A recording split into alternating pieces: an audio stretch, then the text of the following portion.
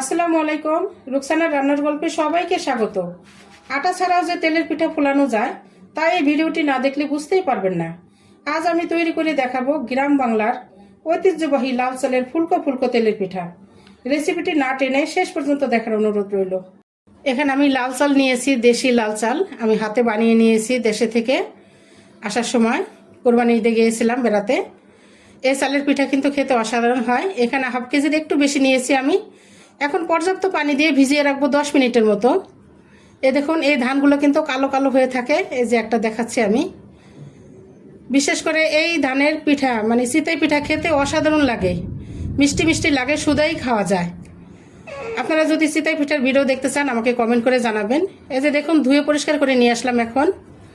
এখন আমি ব্লেন্ডারে জারে দিয়ে দিয়েছি। এখন দিয়ে দিলাম হাফ কাপ চিনি, আর দিয়ে দেবো একটু পানি। আমি এইভাবে ব্লেন্ড করে তেলের পিঠা বানিয়ে দেখাবো।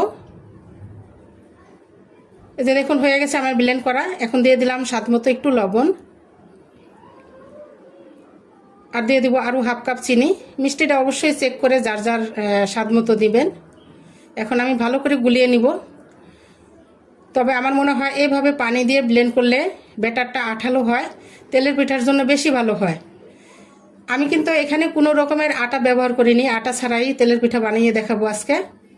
এই যে দেখুন, হয়ে গেছে। এরকম টেক্সচার থাকবে। ছোটবেলায় কিন্তু দেখেছি আমার মা কাকিরা আটা দিয়ে দিত না, এমনি চালের গুঁড়া দিয়েই বানাতো, অনেক ভালো লাগতো। তেল গরম হয়ে গেছে। এখন দিয়ে দিলাম আমি পিঠা।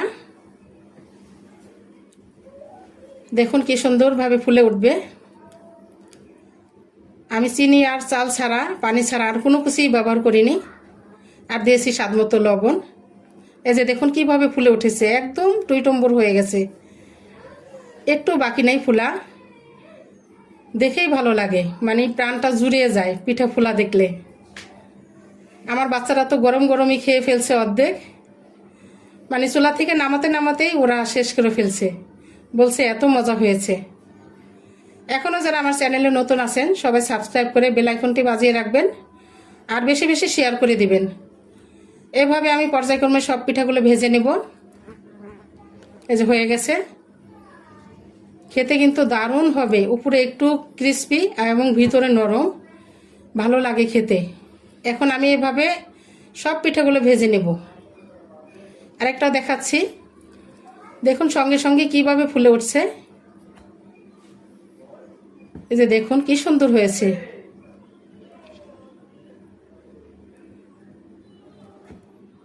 তো এভাবে আমি ভেজে নিচ্ছি। আমরা ছোটোবেলায় কিন্তু এইভাবে পিঠা বানিয়ে দিত আমার মা কাকিরা। আমরা তখন পাটের খুঁড়িতে বাজিয়ে বাজিয়ে মানে উঠান দিয়ে হাঁটতাম, দৌড়াতাম আর খেতাম। অনেক ভালো লাগতো, অনেক মজা করতাম। এখন তো বাচ্চারা মজা করতেই ভুলে গেছে। শহর অঞ্চলে বাচ্চারা মজা জিনিস কি জানে না। এই যে দেখুন কি সুন্দর হয়েছে।